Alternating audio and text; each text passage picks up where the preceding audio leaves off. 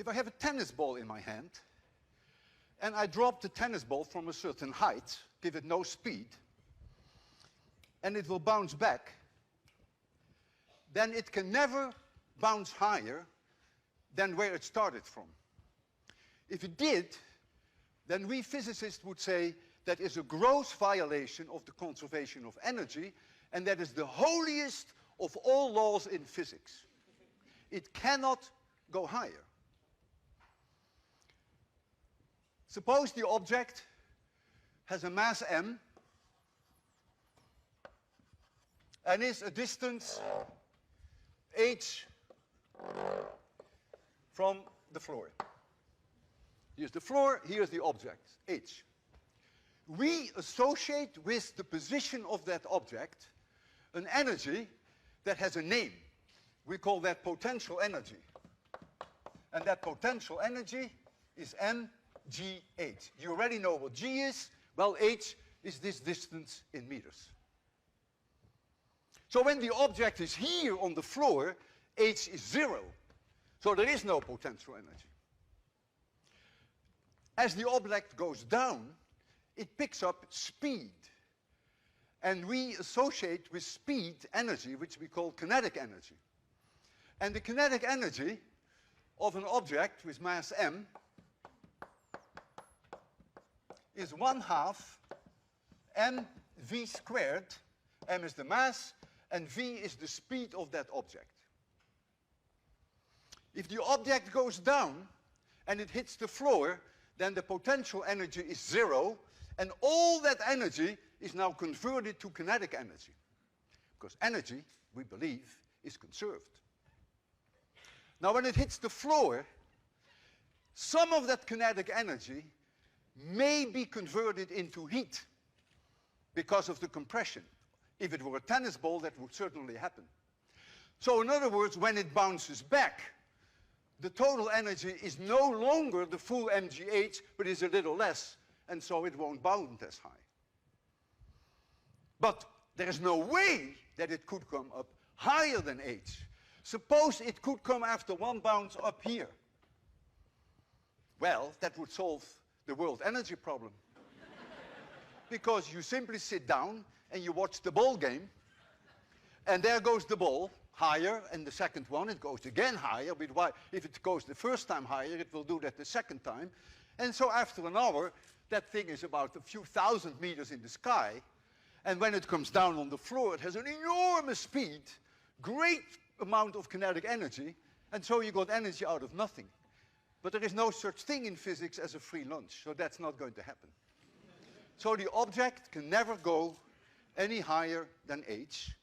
And with a tennis ball, there is also what we call the dissipation of heat when it hits the floor. Now, the situation is difficult with a pendulum, because a pendulum doesn't hit the floor, and so there is no heat loss because it doesn't hit the floor. So if you bring a pendulum at a certain distance above the ground, like this, and you let it swing, when it comes back here, it is almost exactly at that same height. Cannot be higher. That would be a violation of the conservation of energy. But since the air drag is so small, there is almost no damping. And in fact, when you saw the demonstration I just did, you may have noticed that you really didn't see this. It really kept going and it kept going. As long as you realize that if I release it from a certain location with 0 speed, it can never, when it comes back, be higher than that location. This whole idea is behind demolishing buildings. With a building demolishing, you take a huge mass, you lift it up over a distance h, and then you put your target, which is your house, or whatever it is, right at the bottom, when all this potential energy is being converted to kinetic energy, and so this object is hit with an enormous amount of energy, at high speed, and you demolish thereby the wall. Here we have a glass plate. You better go out of the way, because this is a dangerous experiment. It's a glass wall. So if I bring this object exactly at that glass wall, and if I'm clever enough to let it go with 0 speed, it could not break that glass. But if my hands shake a little, and if I give it a little push, then of course it can come back, and it may want to go higher than this, and that would mean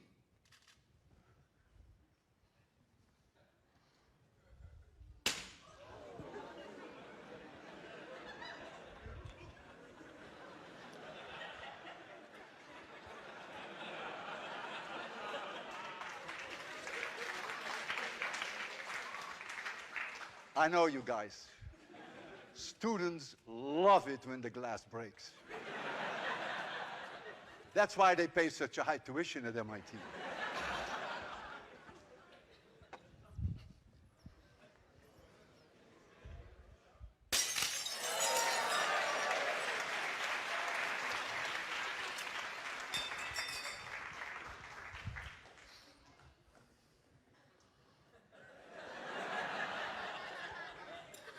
That's okay, just take that off. Now comes an experiment which is emotionally the most difficult for me of this whole evening. I'm going to put my life on the line to show you that I'm really a believer of the conservation of energy. And you will see how I'm going to do that. I'm going to take the place of the glass, and I'm going to hold this object at my chin, and I cannot move any further back, so there's no cheat here. I'm going to release it right from my chin here. You realize, as you have just seen, that the slightest push, and this will be my last lecture. And no book signing afterwards.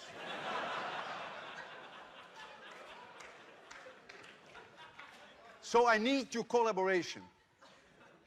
When I count down from 3 to 0, no noise, no coughing, and I would even appreciate it if for those 3 seconds you would not even breathe. And I have to tell you something. I couldn't sleep all night. I'm going to close my eyes. I don't want to see it.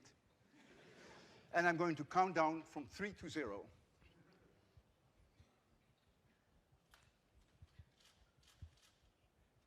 3, 2, 1, 0.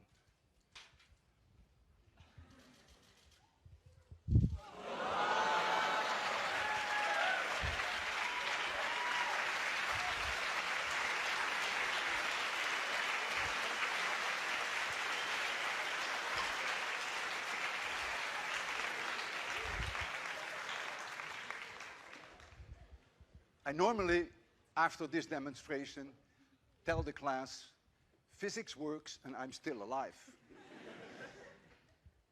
And when an article was written about me in the New York Times a few years ago, on the second page of the New York Times is the wisdom of the day.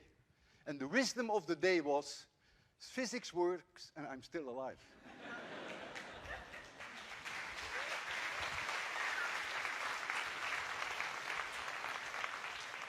Treo lên một sợi dây tại vị trí một bên của trục bánh xe như bạn thấy. Bình thường bánh xe sẽ nằm ngang như thế. Tuy nhiên, nếu chúng ta dùng tay giữ bánh xe ở vị trí đứng và xoay mạnh để nó quay thật nhanh, và khi ta buông tay ra, mặc dù bánh xe chỉ được treo một bên nhưng nó không bị lật xuống mà vẫn nằm lơ lửng và đánh vòng theo đường tròn quanh sợi dây. Đây là hiện tượng rất thú vị của con quay hồi chuyển. Dù trọng lực kéo bánh xe xuống, nhưng khi ta xoay bánh xe, lực mô men xoắn tạo ra giúp bánh xe không bị ngã.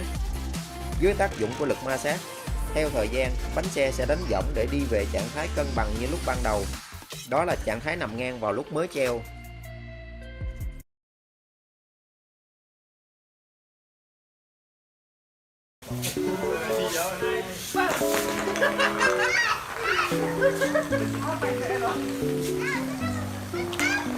Ha!